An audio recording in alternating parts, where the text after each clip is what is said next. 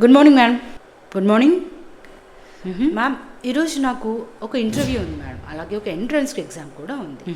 కాకపోతే నేను ఆల్మోస్ట్ అన్నీ కవర్ చేస్తాను madam. I'm very sure that I will pass exam and I'm go through the interview as well. కానీ ఎక్కడో నాకు తెలియని భయం ఉంది మేడం, ఈ ఇంటర్వ్యూ ఫేస్ చేయలేనా. ఎక్కడో నాకు ఒక రకమైన భయం వెంటాడుతుంది madam.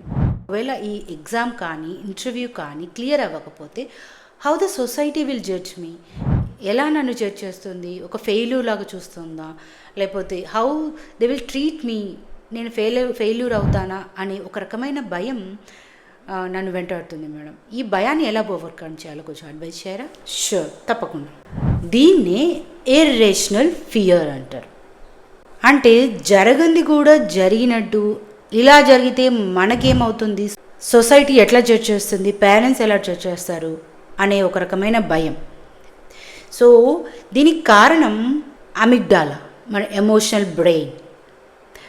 So I'll tell you 2 examples.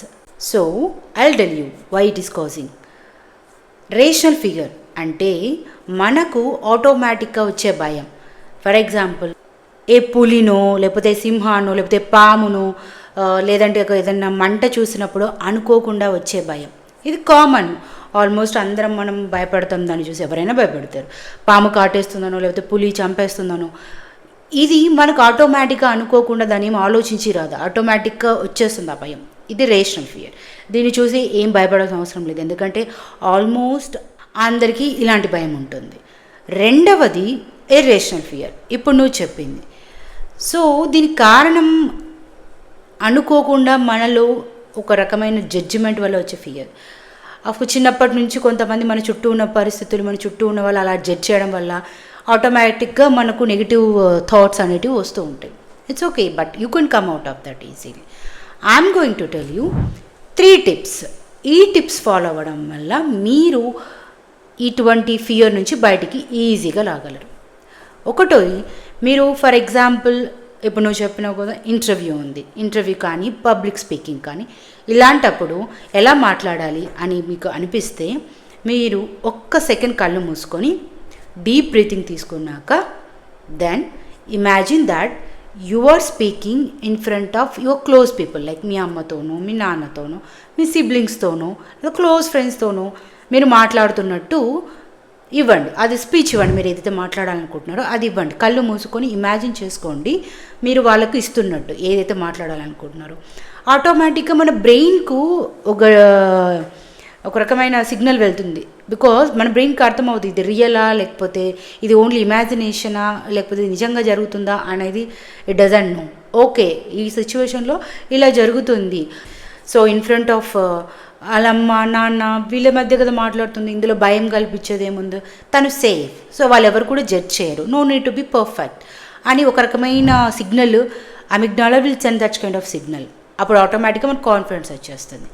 So ఎప్పుడైనా సరే మీరు ఏదైనా స్పీచ్ ఇవ్వాలనుకున్నప్పుడు, మీకు భయం అనిపించినప్పుడు కళ్ళు మూసుకొని మీ క్లోజ్ సర్కిల్లోనే మీరు ఇస్తున్నట్టు, వాళ్ళు ఎవరు మిమ్మల్ని జడ్జ్ చేయరు, ప్లస్ వాళ్ళెవరు మీ గురించి పర్ఫెక్షన్ ఎక్స్పెక్ట్ చేయరు, కాబట్టి మీరు సేఫ్ అని అనిపిస్తూ కాన్ఫిడెంట్గా స్పీచ్ ఇస్తారు.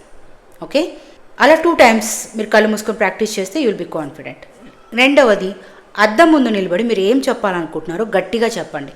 మన వాయిస్ మనకే వినిపిస్తున్నప్పుడు ఆటోమేటిక్గా brain will send the signal, okay it's a usual voice which you use to hear every day, దీనిలో భయపడాల్సింది ఏముంది, చెప్పేదే చెప్తుంది, ఆల్రెడీ నేను విన్నదే, కాబట్టి ఇందులో థ్రెట్ ఏం లేదు, భయపడాల్సింది ఏమీ లేదు అని ఒక రకమైన కాన్ఫిడెన్స్ బిల్డ్ చేస్తుంది గ్రాడ్యువల్గా. ఓకే, సో అద్దం ముందు 2 times ప్రాక్టీస్ చేయండి, కళ్ళు మూసుకొని మీ క్లోజ్ సర్కిల్లో ఆ స్పీచ్ ఇస్తున్నట్టు ప్రాక్టీస్ చేయండి.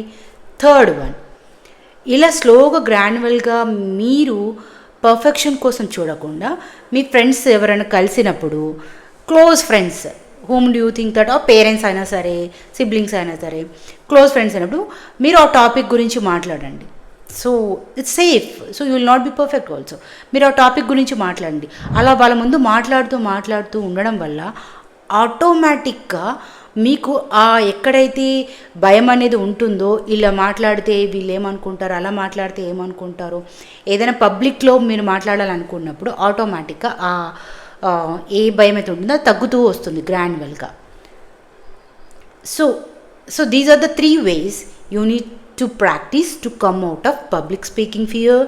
అండ్ ఆల్సో ఏదైనా ఎగ్జామ్కి వెళ్ళినప్పుడు కూడా ఎవ్వరు ఏంటి ఎలా జడ్జ్ చేస్తారని ఆలోచించకుండా if you are sure that you are perfect and ఒక్క సెకండ్ పాటు కళ్ళు మూసుకొని డీప్ బ్రీతింగ్ చేసి ఐ కెన్ డూ దిస్ అని ఒక్క 2 times మీరు అనుకుంటే brain also will feel that okay she can do that what is there to threat her, భయపెట్టాల్సిన పనేముంది అనిపిస్తుంది and you will be success and మీరు దాన్ని ఈజీగా ఓవర్కమ్ చేయగలరు. ఇప్పుడు అర్థమైందా ఎగ్జామ్లో ఇంటర్వ్యూలో ఎలా ప్రాక్టీస్ చేస్తే నీ ఫియర్ ఓవర్కమ్ అవుతుందో?